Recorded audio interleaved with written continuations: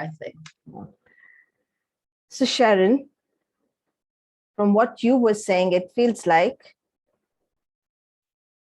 there were many things right from your birth. Why would your mom give birth to you when she was herself a grandmom? Then you said something like your aunt worked very hard. And then there was a little pause there, almost like saying, oh, she thought this was the best thing for her to do and make herself useful. It felt as if you wanted to say something else. And then those two little girls sitting in the corner, very quiet. And you said, you don't like attention. None of these people wanted attention. It feels like it's a bigger pattern on a pattern going on. And it feels like asking for attention seems to be almost dangerous. Can you please explain what's going on here? Thank you. Oh my goodness, what's going on here? I wish I could answer in one sentence, or a quick answer. I just want to, I don't know, I can't answer this question as, do you see the connections? I can see the connections. I can see the connections. Do you see that those two girls didn't want attention? You were quiet about going on the stage. Mom didn't want more attention because she was already a grandmom. Your aunt didn't want extra attention because she was in so many cultures, so many religions, and she was going through her own drama. It feels as if someone is going through a trauma, we don't ask questions. Yeah, because we might have to answer some awkward stuff that would be dangerous for them. Why would that be? And I think that's what it is. And even writing this chapter, I found I almost did not get it published because I wrote it and then I thought, oh my God, it's a bit of vulnerability. I'm sharing some of the things that I've never shared with a lot of people. It's a pattern, you're right. And with my aunt, and again, I was very young when she passed away. I think it was like she felt that she was obliged to help because she was so vulnerable. Nobody else was going to look after her.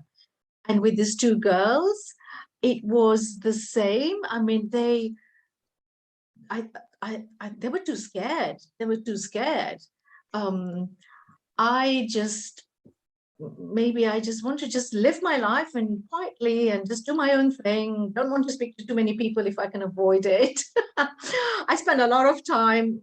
I'm quite happy enjoying my own company, and people find that quite like saying, "What are you doing today?" I said, "I'm going to read today," but I think it's just time for myself. I still haven't answered your question. Sharan, have you ever thought about it? Your aunt died without telling her story. Those two little girls made big but never told their story.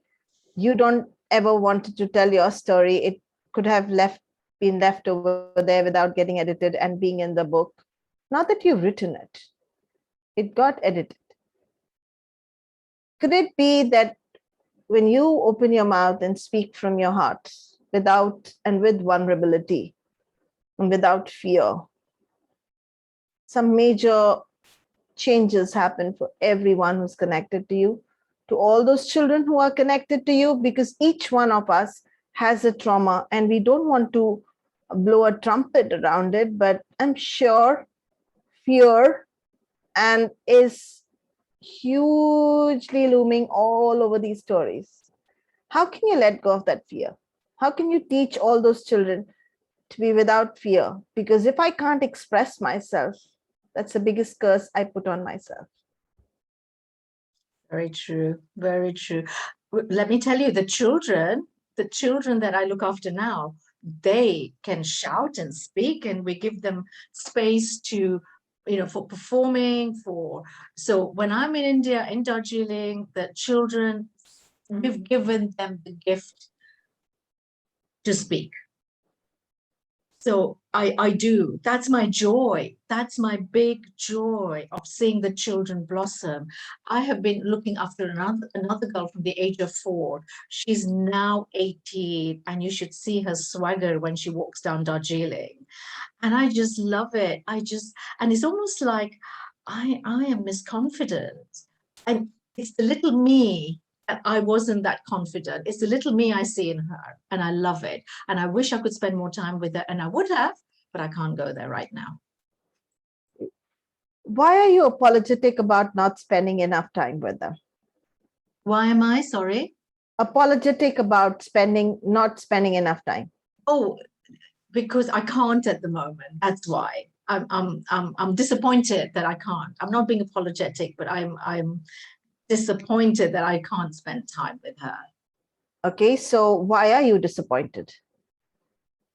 Because I'm not seeing her grow. I'm not seeing her shine. I'm not seeing her blossoming. But I know she is. Okay. Sharan, you just said she walks down the route on Darjeeling roads with confidence. Do you really believe that kids have to be stuck to you and only then you can see them blossoming? Like you did see them blossoming. It feels as if you're contradicting yourself. That's why I'm asking you this question. No, not at all. My God, goodness, did I come over like that? Not at all. It's just this girl that I've been looking after for, because I pay attention to her when I'm there. So are all the other children. So, but when I see Doma coming towards me, it's like, oh my God, she was a shy little girl. And I'm not saying it's because of me, but it's the opportunities. We are a UK-based charity. So I'm a part of 8 people, that we've managed to do this. Okay. I think, Sharan, what I'm missing a point here, and let me put it very, very beautifully to you. I'm very proud of what you're doing, not disappointed. You're doing some very fabulous work. It doesn't matter if it's just you alone, 8 people or 800 people. You're part of something that's trying to make a difference in people's lives. My question to you would be, how can you let go of your disappointment and guilt or whatever else is there? Because it doesn't matter. You don't have to meet these children ever, all the time, because they blossomed even without you being there. And they have done so well for themselves. I want you to see that. I want you to see the quality that you have in you. It's because on those times when you were there, you expressed yourself and allowed others to express freely. You have been instrumental in allowing your aunt to express freely to you her love. She was not restrained in any way around you. You felt her love. She called you, she said you roar like a lion, and she called you that. I don't get it why a lady who can roar like a lion is hiding and disappointed and doesn't feel she's enough everywhere and she's just a part of or just something. How can you make yourself bigger than that would be a question to you. Thank you. How can I make myself bigger than that? Just by Yes. being me, and just just acknowledging what I do. And how can you do that? I can't answer that question.